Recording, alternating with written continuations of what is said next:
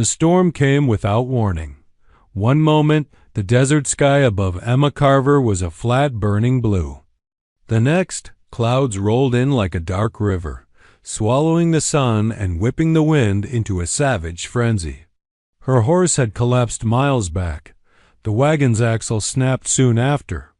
And now she struggled through sheets of icy rain that lashed her skin like punishment. She pressed a trembling hand to her chest. Clutching the only thing she carried with her, a folded letter no one else knew existed. If she survived the next hour, that letter might save her life. If she didn't, it would die with her. Lightning cracked across the cliffs, followed by the booming growl of thunder that made the ground tremble under her boots. She staggered to a jutting boulder, trying to catch her breath, but the cold had already seeped into her bones. "You'll die out here," a terrified voice whispered inside her. She knew. She knew too well. Every mile she put between herself and the town was another mile between her and the men chasing her, the King brothers. They were fast, cruel, and they would not allow a runaway schoolteacher to expose the truth she now knew about their family. The storm wasn't her worst enemy. Men were. She kept moving. Then, through the rain, through the curtain of wind and dust, she saw it, a faint orange glow flickering against a canyon wall. Fire. Shelter. Or danger in another form. Emma forced her numb legs to carry her toward it. Her boots slid on wet stone as she squeezed through a narrow break in the rocks until she emerged into a hidden clearing sheltered by towering red cliffs. A small fire burned near the entrance of a cave-like shelter carved into the stone, but the fire wasn't what made her breath catch. A man stood beside it, tall, broad-shouldered, motionless as a carved statue.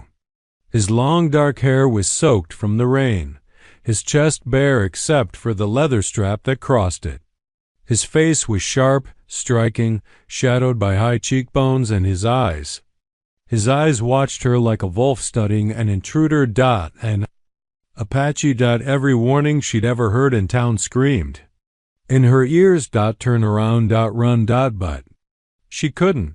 Her knees buckled under her. Before she fell, he stepped forward and caught her by the arms.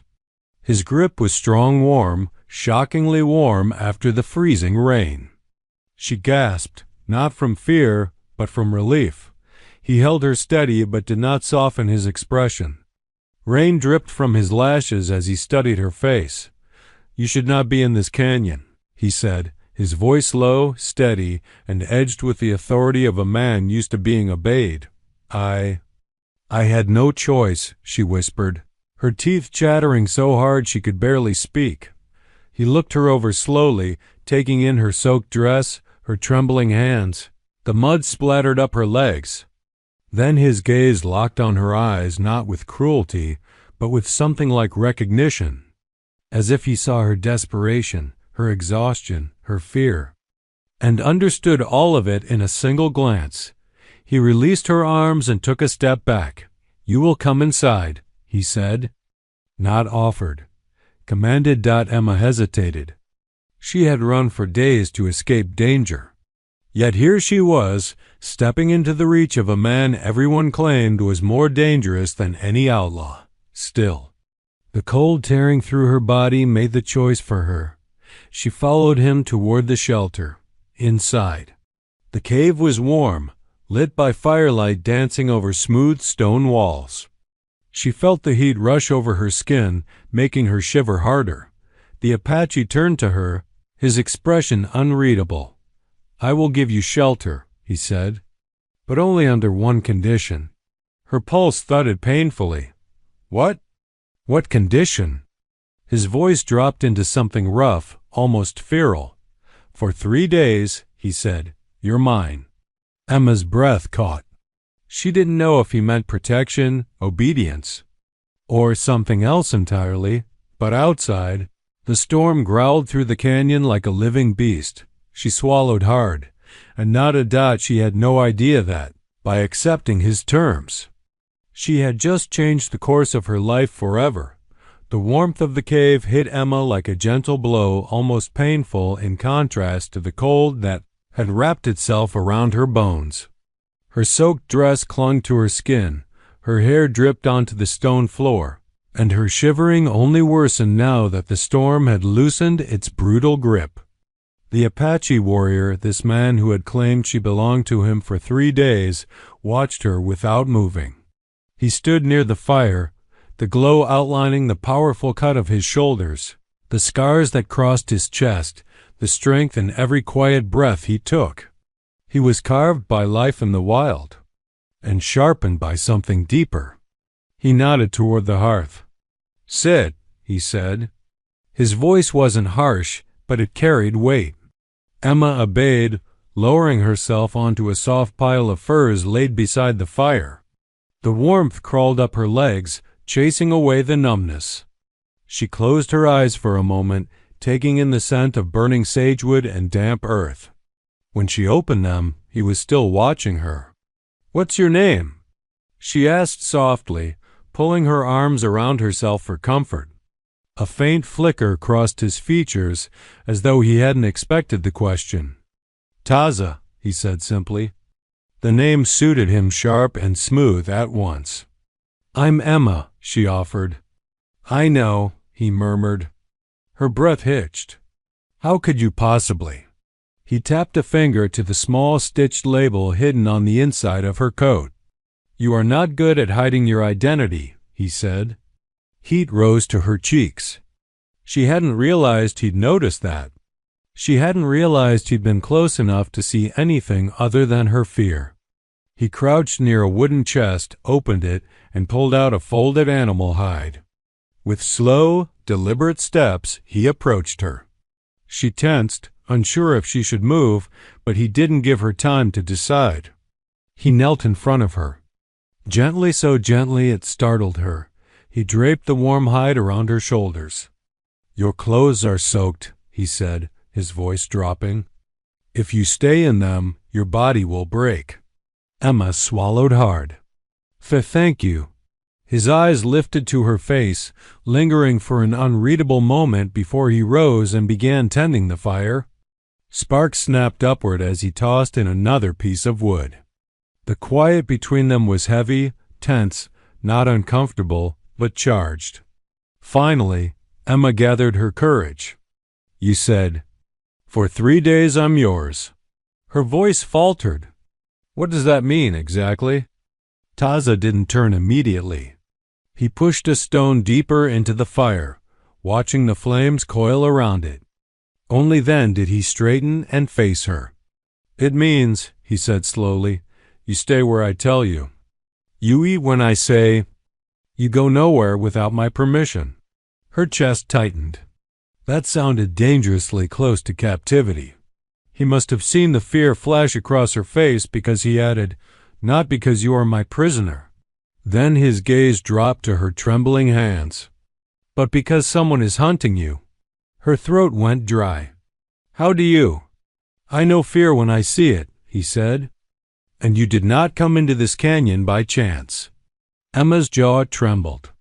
She hugged the hide tighter around her. "I can't." "Tell you everything," she whispered. "You will." His voice wasn't harsh, but firm.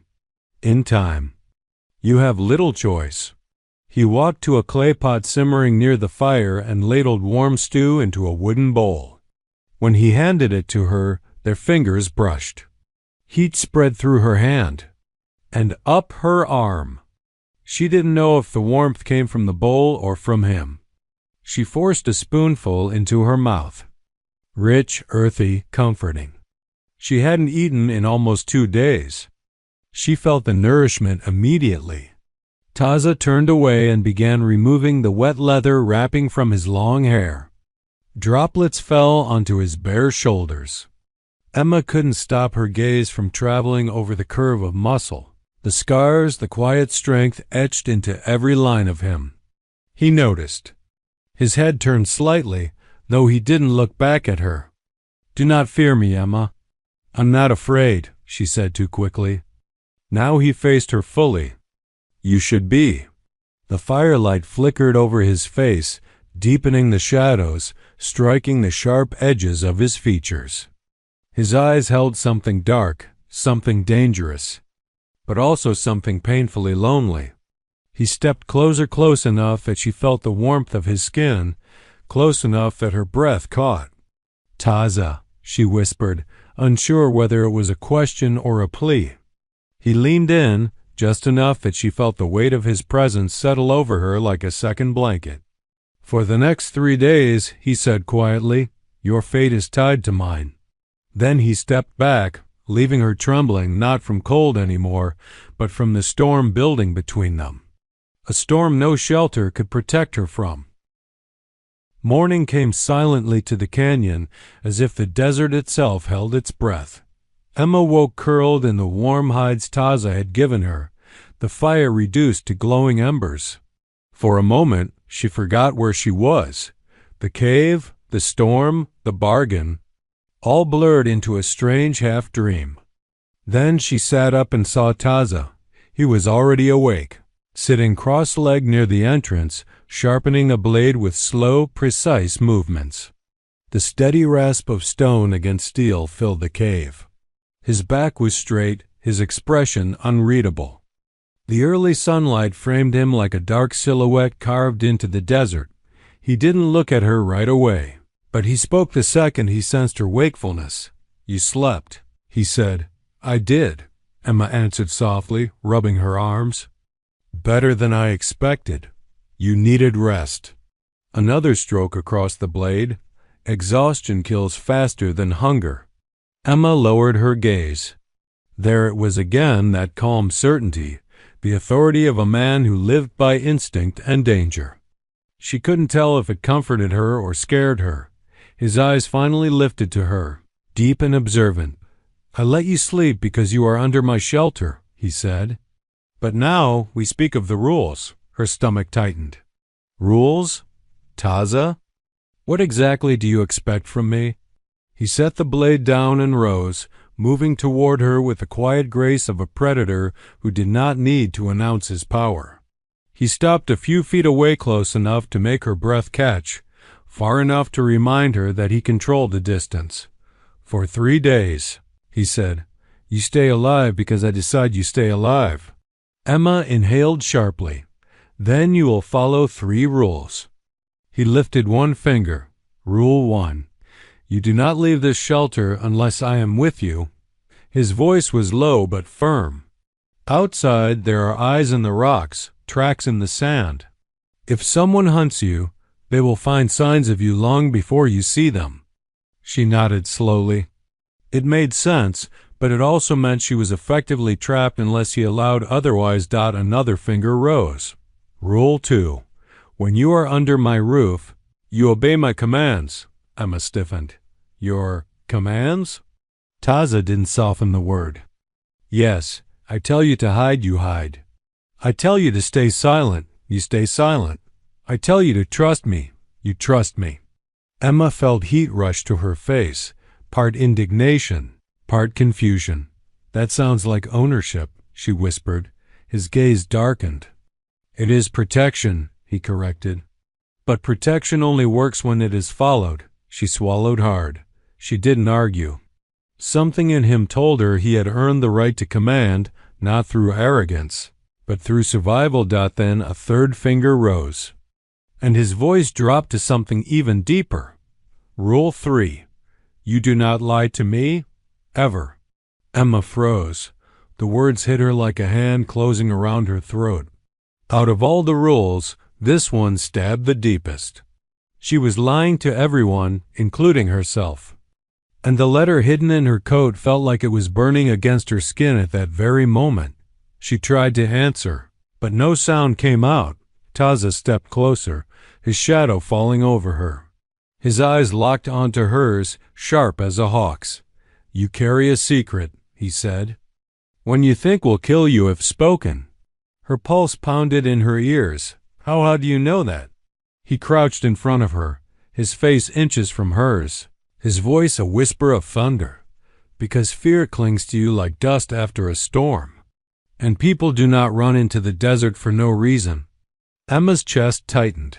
She hugged herself, feeling suddenly exposed, stripped bare not by force, but by truth. "Taza," she whispered, I can't tell you everything." He leaned even closer. "But you will," he murmured. "Not today. Not until you trust me. But before the third night ends, you will speak." The certainty in his tone made her shiver, not fear. Awareness. Then, without warning, he stood and moved back to the entrance, as if giving her space to catch her breath. She exhaled shakily.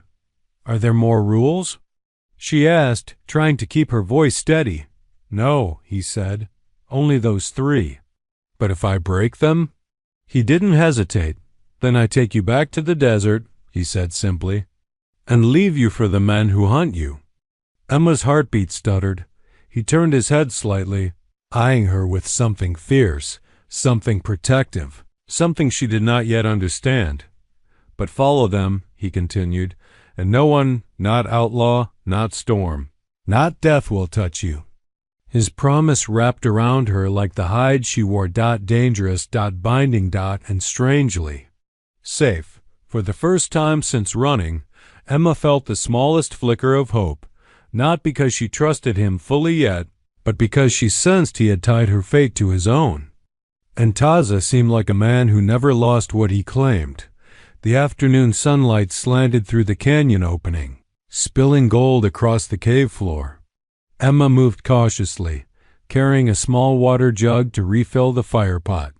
Every sound, every snap of a twig outside or rustle of her skirts made her heart pound. Taza's presence was constant, though he often sat in silence, watching her like a shadow, unmoving yet all-seeing. She was learning quickly. This man lived in extremes, calm and storm, quiet and violence, restraint and unspoken desire, and somewhere between those extremes she felt herself pulled closer, magnetized by a force she neither understood nor wanted to resist. It happened during the mundane act of tending to a small wound on his shoulder, a shallow gash from a thorn he had not bothered to clean fully earlier.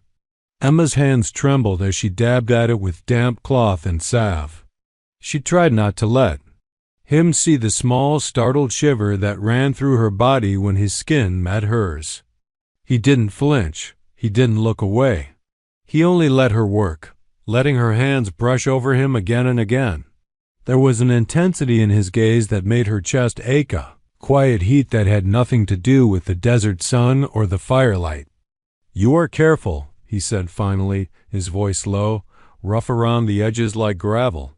Emma nodded, her own voice catching. I've had practice." He inclined his head slightly, studying her. "I have not seen hands like yours," he said, and for a moment it wasn't a critique, it was a notice, a recognition, a measure of the woman before him. Her heart fluttered. She knew that the danger he posed wasn't just in his strength, it was in the silent, consuming attention he paid her. And she couldn't deny that the awareness made her pulse quicken. He shifted closer, just enough that she felt the warmth radiating off his body, and she realized her breathing had stopped. Her fingers froze on the cloth. He cleared his throat. "You do not understand," he murmured, almost to himself. "You do not know what you are doing to me." Emma's heart thudded painfully. I don't." "You do," he interrupted, his voice husky, full of something dangerous unspoken. "And yet you do not see it." Her lips parted and a soft breath escaped. She wanted to say something, to move away, to keep herself safe, but she couldn't. Not when every fiber of her being wanted to lean closer, to feel the heat of him, to see if his lips would even brush hers. The tension between them thickened, charged as though the cave itself had drawn tighter around them. The firelight flickered across his chiseled features, highlighting the shadows beneath his eyes, the sharp line of his jaw, the curve of his neck. Emma swallowed hard. She had never seen a man so alive, so dangerous, so compelling, and never had she felt so utterly exposed to someone who could harm her with one wrong move. or protect her with the same ease. He finally rose slightly, straightening. But the firelight caught his gaze on her face, and the intensity did not leave his eyes. 3 days, he said, his tone almost a whisper, almost a growl. And yet, in this short time, something stirs between us that is older than any bargain, older than the storm that brought you here. Emma felt her chest tighten. She realized, almost in terror, that her feelings were shifting faster than her mind could catch. She had come to him for survival, for protection, and now she found herself wanting more. She wanted his attention, his proximity, his approval, his presence, and the thought both frightened and exhilarated her. The silence stretched, heavy with unspoken confessions. Then Taza leaned slightly, almost imperceptibly, and murmured, "You will learn, little teacher, that sometimes what we think is temporary becomes permanent before we even know it." Her breath hitched, and in that moment Emma understood that the 3 days he had claimed her for were no longer about simple shelter.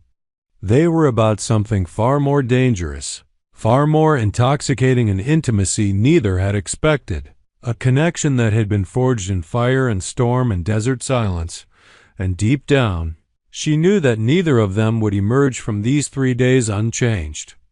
The storm outside had passed, but the storm between them was only beginning.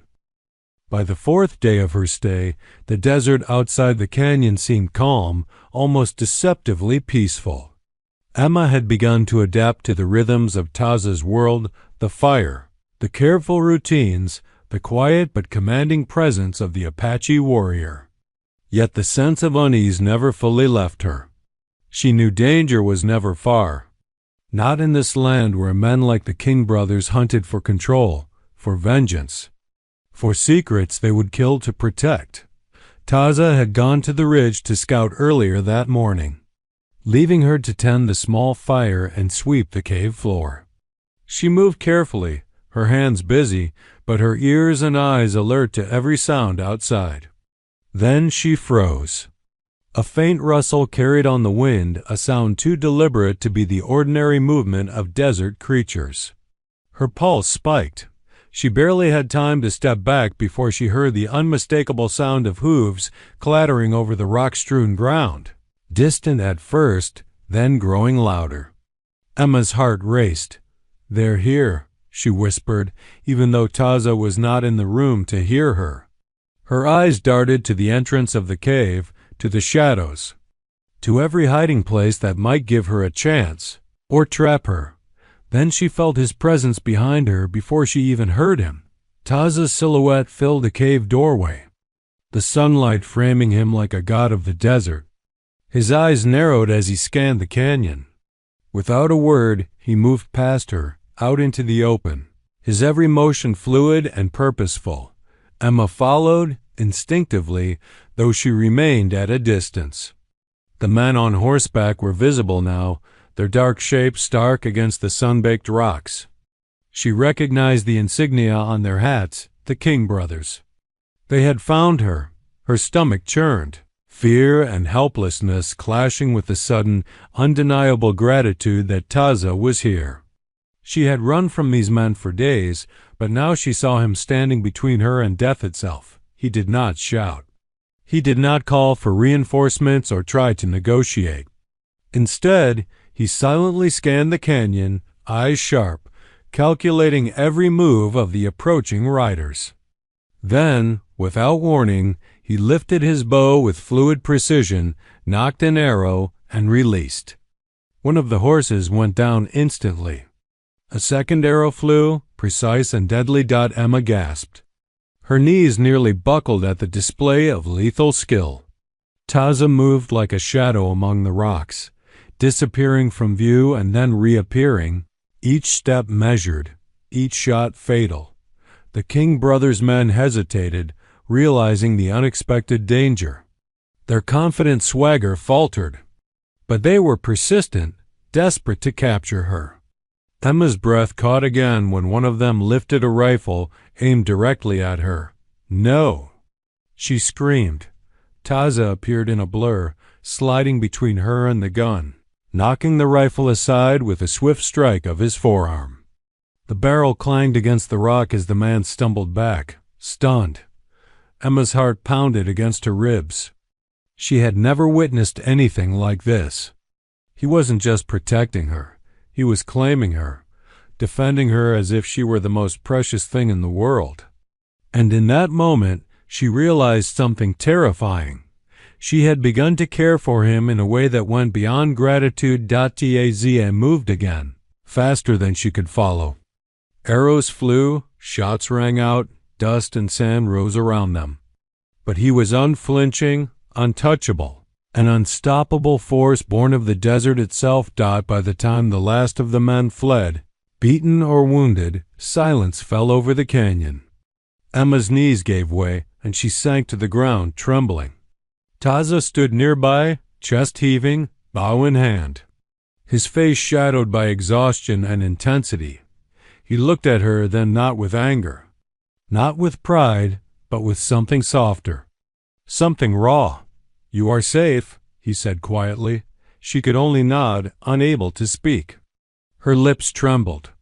She had wanted protection, yes, but she had never imagined it would be like this. Never imagined the depth of his commitment, the ferocity of his devotion, the danger he would willingly face for her. Emma realized then that the bargain she had entered into, the 3 days that seemed so arbitrary, was no longer a simple agreement.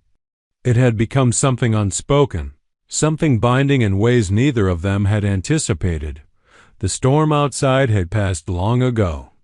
But another storm had been unleashed, one inside the canyon, one that would not fade as quickly as the sunlight. And as she looked at Taza, standing tall and unyielding in the golden light, she knew with absolute certainty she was no longer a fugitive. She was his. The desert air after the battle was heavy with dust, smoke, and the lingering scent of danger. Emma sat on a flat rock near the edge of the canyon, her hands shaking, her heart still pounding from the events that had unfolded. She had survived the King brothers and their men, but only because Taza had been there, silent, lethal, unyielding. He returned to her side, every movement measured, calm, yet undeniably tense. His chest rose and fell with steady breaths, his dark eyes scanning the horizon as though he could still sense threats she could not. And in that moment, Emma understood that the warrior who had claimed her for 3 days would fight for her, not just for survival, but because he had decided she was his. "You should not have seen that," Taza said quietly, though there was no scolding in his voice. Only a warning, a reminder of the harshness of his world. "I saw it because you allowed me," Emma whispered, almost breathless. "You protected me. You risked yourself for me." He looked at her then fully, as if seeing her for the first time. His gaze was intense, dark, and full of something she could not name. She felt as if the desert itself had drawn her into his world, and there was no turning back. "You are mine, Emma," he said, voice low, almost a growl.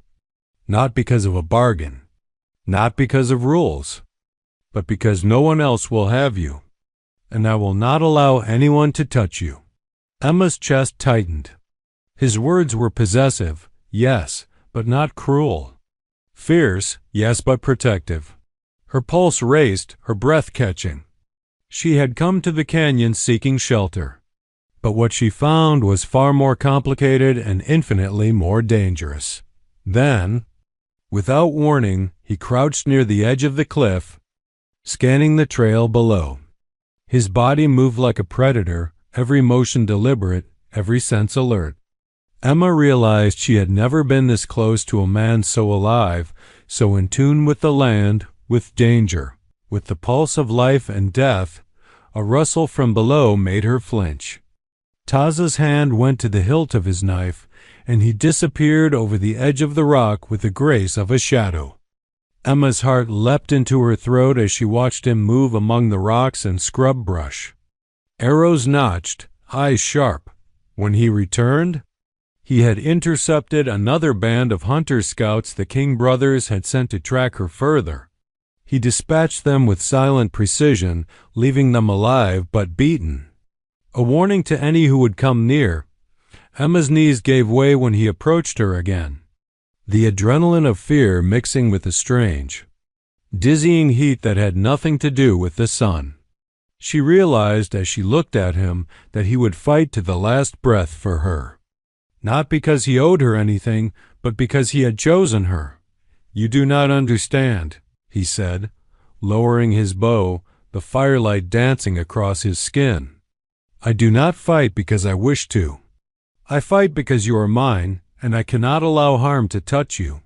She shook her head, unable to speak, unable to form words. All she could do was stare at him, at the dangerous, magnificent man who had become the center of her world in mere days.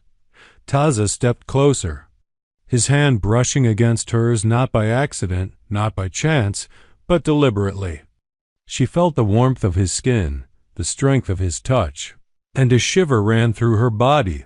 "You are mine, Emma," he said again, softer this time, "and I will make sure you understand. You are never alone, never unprotected, never without me." Her breath caught, and she realized the truth she had been avoiding. She was no longer simply a survivor seeking shelter. She was a woman who had begun to rely on him, who had begun to desire him, who had begun to fear a life without him. The canyon was silent once more, the threat gone, but the storm inside her continued to rage. She wanted him more than she had ever wanted anything. And as she looked at Taza, standing tall, fierce, and unflinching, she knew that the 3 days of their bargain had long since passed. Something far deeper had taken root, something permanent, and neither of them would ever be the same. The morning sun bathed the canyon in gold, illuminating the dust and stone, the firelight from the previous night now gone. Emma stirred beneath the warm furs Taza had arranged around her, the echoes of the recent battles still alive in her mind. The 3 days he had claimed her for were over, or at least, by his words, they should be. She rose slowly, brushing her hair from her face, feeling the ache in her limbs from tension, fear, and unexpectedly a growing tenderness toward the man who had protected her. Her thoughts drifted to him. Taza, the Apache warrior who had seemed so untouchable, so fierce, yet who had allowed her into his life, into his cave, into his space. She felt a pang of fear mixed with longing. She was supposed to leave, to return to the world she had fled, to the uncertainty and safety of anonymity. And yet, a part of her recoiled at the idea. Taza appeared in the doorway, his silhouette framed against the canyon entrance. He was silent, imposing, and commanding, yet the intensity in his eyes softened slightly as he looked at her. "The 3 days are over," he said quietly, his voice carrying both relief and restraint. Emma swallowed hard. She had expected freedom to feel like a relief, but instead it tightened her chest. "Yes," she said softly, "but I—" Her voice faltered, caught in the sudden weight of her own emotions. He stepped closer, the movement slow, deliberate, giving her the space to speak or flee, but she did neither. She realized she did not want to flee. Not from him, not from this canyon, not from the man who had become the center of her world. "You don't have to leave," he said suddenly, as if reading her thoughts. "You are free to go. But I do not know that you want to." Her heart leapt, and she felt tears prick at the corners of her eyes. She had not dared admit it even to herself, but the truth was undeniable. She did not want freedom. She wanted him. She wanted the protection, the strength, the warmth, the fierce devotion he had shown her. She wanted to be claimed, not by a bargain, but by choice. "I don't want to leave," she whispered, her voice trembling. I don't want to go back to the world that would take me from you." Taza's gaze softened, just slightly, the feral intensity giving way to a rare vulnerability. He moved closer, so close that she could feel the heat radiating from his body. The strength in his shoulders, the quiet power that had both terrified and captivated her since the moment she had entered his shelter. "Then stay," he said simply. "Stay with me if you wish it. The 3 days were never meant to end this way. They were meant to keep you safe. But safety is not enough. Not for either of us." Emma's hand shook as she reached for him, touching his arm, feeling the taut muscles beneath his skin. The warmth, the strength, the reassurance of him, the man who had fought for her, claimed her, protected her, overwhelmed her. I want to stay," she said again, more firmly this time. "Not because I have to, but because I choose to." Taza's eyes softened fully now, a rare tenderness breaking through the fierceness she had come to know. He took her hands in his grip strong but careful, grounding her as much as he protected her. "You are mine." "Emma," he said, his voice husky with emotion. "Not because of a bargain, not because of rules, not because of fear, but because I claim you. And you have chosen me in return." Her chest tightened, and she felt tears spill freely. She had come into the canyon seeking shelter, seeking survival. And now she found herself claiming something far greater, a man she could trust with her life and with her heart. The canyon around them was silent, the desert air carrying only the whisper of the wind over rock. But inside the cave, inside this fragile, unspoken space between them, a storm had settled, a storm of longing, desire, and connection that neither could deny. Emma leaned into him, her forehead resting against his chest, listening to the steady beat of his heart. He wrapped his arms around her, holding her as tightly as if he were afraid the world might steal her away in a single breath. In that moment, the 3 days of their bargain felt irrelevant, almost meaningless. What mattered was the bond forged in fire and storm, danger and shelter, fear and desire. What mattered was that they had both chosen each other, and as the morning sun bathed them in gold, Emma knew one undeniable truth. She was no longer a fugitive. She was no longer alone. She was home, and she was his. The canyon lay quiet, the desert stretching endlessly beyond the cliffs, sun warming the red rocks and casting long shadows across the earth.